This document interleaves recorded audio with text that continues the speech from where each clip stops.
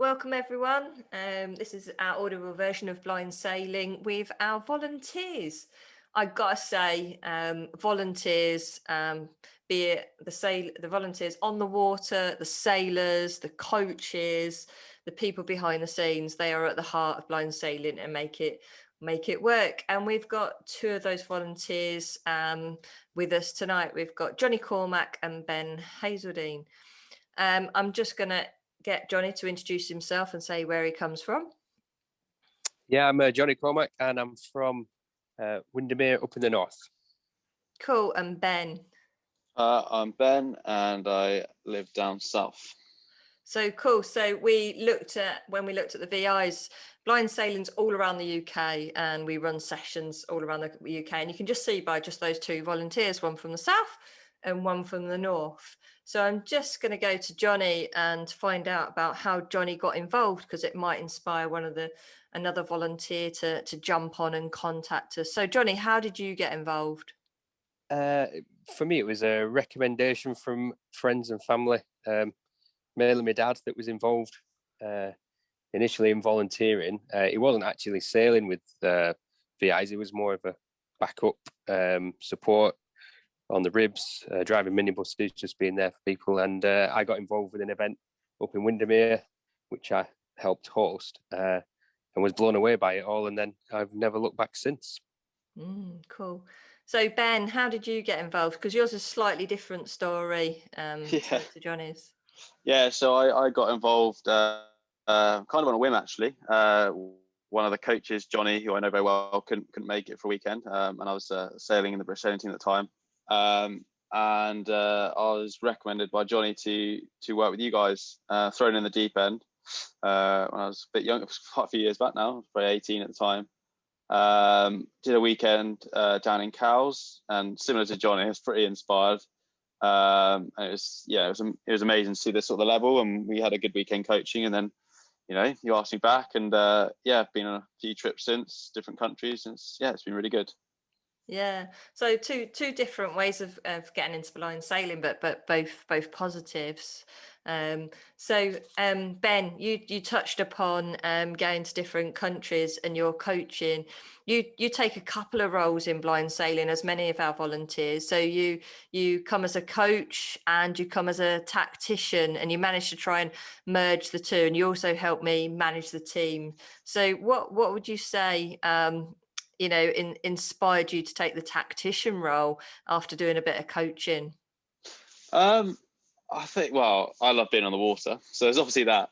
But I think just, after doing a few weekends coaching and working with you guys, I think there was definitely a lot of, for myself personally, it was very rewarding, but also very rewarding working with the team. I found one of the massive points for me is working as a tactician, and actually has brought my sailing on probably more than a lot of the sailing I've done in the past in able-bodied competition. It's just the communication and the bigger picture stuff in the boat, describing the race course, describing situations, but also learning how to communicate with people who maybe use different feedback to sort of understand the race course. So I think that was massive for me, and just about learning about how you can use small things like the wind on your face, or the simple things like the time on the clock, is just to develop that communication and understand how different people work and how different lines of communication work. Yeah, definitely. I mean, Jonny, you do two aspects for blind sailing, just like Ben. Really, most of our volunteers take up multi roles in the charity once they get involved. So your centre in Windermere gets really involved in holding weekends. What does it mean to you at work and your centre holding those weekends for blind sailing? I think they've been a real valuable sort of thing for our centre, for myself personally, for instructing. It's like Ben said, it's the communication. My communication skills have come on no end by being involved with the VI sailing. We've obviously got on a boat, you've got to be able to describe and communicate with your crew to get the most out of the boat. But when we hold events at the centre as well, my other staff, just you can see them, they come on leaps and bounds and they all love it and they all want to get involved, and they're asking when you're coming again, or how can I get involved. I don't know, it's hard to put my finger on it, but yeah, it's a bit addictive, really. Yeah, I've got to say that came across in just done an interview with some of the VIs, and it definitely comes across to me creates smiles and creates a passion for everybody. Um, the one thing I can't deny the volunteers do get, if they choose to, is get selected to be part of the GB blind sailing team when we go to World Championships. And you guys work just as hard to be selected, train just as hard. But Jonny, I'm going to go to you. I can remember being in Japan. You just lost your dad, and you was racing in Japan, and you're doing really well with a new young crew. What's it like winning a medal at world level with your crew? What's the feeling? Oh, absolutely amazing, because, well, that event we went to, Japan, there was I don't think there was a lot of expectation on us. We were put together as a young crew to sort of develop, I think, and well, obviously we did our best, and we came away winning a silver medal, but we got a few firsts on the way, and it's just such a buzz because there's 4 of you on the boat. You've got the guys you've been working with for years leading up to the event, and then to get a medal with the 4 of you on the podium is it's amazing. Yeah, definitely. And Ben, you've also had that opportunity. You coached us, then you jumped in as my tactician in the World Championships, and Steve Irish came and coached, so it allowed you to enjoy the racing on the water. What was your feeling going into a World Championships, knowing that you'd help train the team, handing over the reins, and then going out there and putting it all together on the water? I think for me is I was just thinking about it as we were speaking. It's just one thing I want to touch on was just seeing the confidence grow in the team. I think it's quite rewarding, and that's both volunteers and the sailors. And I think when I first started sailing with you guys personally, or when I first started working with you, when I jumped in the boat, I was quite nervous about the situation. Didn't know how to react, didn't know how to communicate properly. And actually just that satisfaction of getting on a start line after coaching or training and sailing as a tactician, getting there and having that really smooth communication, being really calm under pressure as a team, and feeling like, we had the boat speed, but it's just feeling like, you're in control of the fleet, and it's just a very satisfying feeling. I think it does differ slightly from mainstream sailing in that aspect. I think you do there's definitely a different buzz, like Jonny said. I think it's just the way you work with each other. I think you're almost more reliant on each other when you sail with blind sailing at a high level.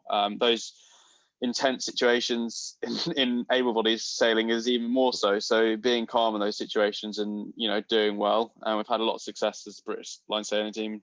That does come with a lot of reward personally, but also as a team, and just seeing everyone grow, I think. Definitely.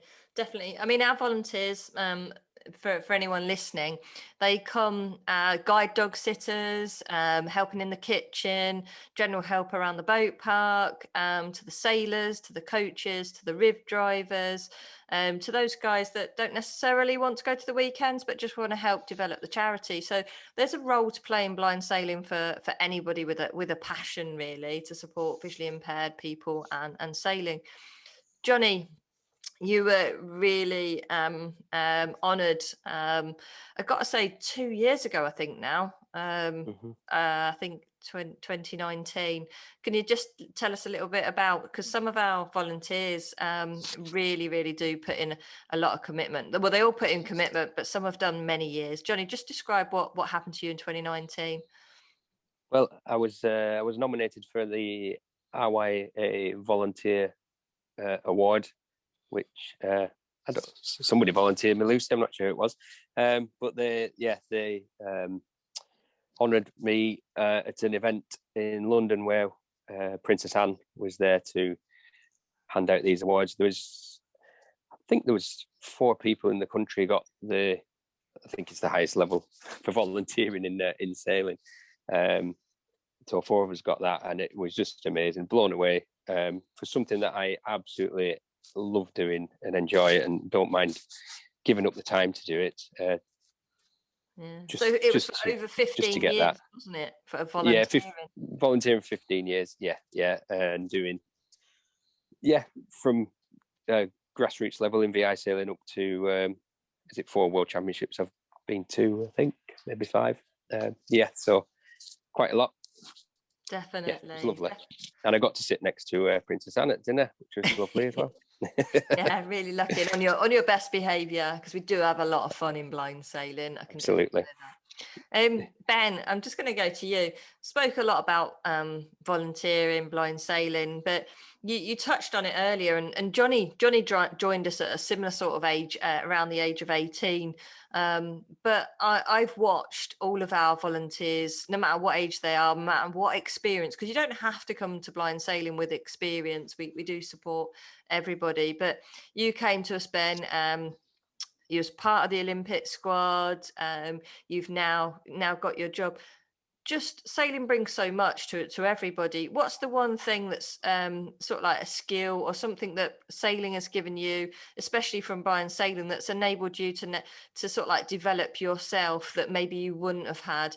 I mean, I can probably imagine what you're going to say, but what's the one thing? Because I think everyone says the same. I think apart from the obvious, which is, I think communication is one of the big things. I think for me is one, self-confidence and awareness of other people's needs. I think when I first started, I didn't really know how to even just simply like guide someone who with visual impairment. So I think just mainly that confidence and awareness of other people's needs and how to work with those people in different situations, honestly. And I think that translates not just for one specific person, but to everyone you work with. And I think it's about just understanding, but also like a tremendous amount of confidence to going into situations where some people who aren't used to it find uncomfortable. I think you do to start with, you might find it slightly uncomfortable just because you personally don't know what the needs of the other person are. So just understanding that and having the confidence to take someone around a race course and race just like you would with able-bodied or whoever, I think is a massive thing. And I think for me personally, I think just I've done a few evenings of you, Lucy, where I remember one time I was put in front of a load of people speaking, and I think that's just really built on that sort of speaking in front of people, speaking in front of cameras, speaking about a disability, which I think is really important to be able to speak openly about it and to understand what people are going through and what they need. I think, if that makes sense. No, definitely, and it's really interesting. And the two talks we're going to have go live first. It's been the same for the volunteers and the VIs: confidence, communication. So it's obviously, as you've both alluded to, it's something that works. And I'm just going to give, I did give the last word to Ben, I think, but I'm just going to say to Jonny, because that's a really key question. And Jonny, you've been with us slightly longer than Ben. What's the one thing? Because I still watch you grow, and you're taking on new roles at work. But would you say a similar sort of thing to Ben, that it's given you back into your home life and work life? I think the confidence is a key thing, in the communication. But the other one I sort of reflect back on is keeping calm in situations when you could just tear your hair out, because there's like in a regatta when there's 10 other boats all coming into a mark, and you've got to guide somebody around those boats, knowing the rules, get them around the mark, not hit another boat, and come out okay. You've got to keep a level head, and I think that's really it's improved my level-headedness, I suppose. There is a word for that, I'm sure, but I can't think of it. No, definitely. We're going to do a few more of these and probably speak to Ben and Jonny and a few more of the volunteers as we build a bigger picture of blind sailing. But I think from talking to these two volunteers, you can get a sense of a great environment to come and volunteer in. And so do get in touch with us. You can get in touch with us via our website, www.gbrblindsailing.co.uk. Email at us, blind.sailing@yahoo.co.uk, or just contact us via private message on Facebook, Blind Sailing UK. We would love to hear from you, and we can also get a volunteer to talk to you more about it. So I'm going to say thank you to Jonny and Ben. Thank you very much. welcome. Cheers. Thanks for everyone for listening.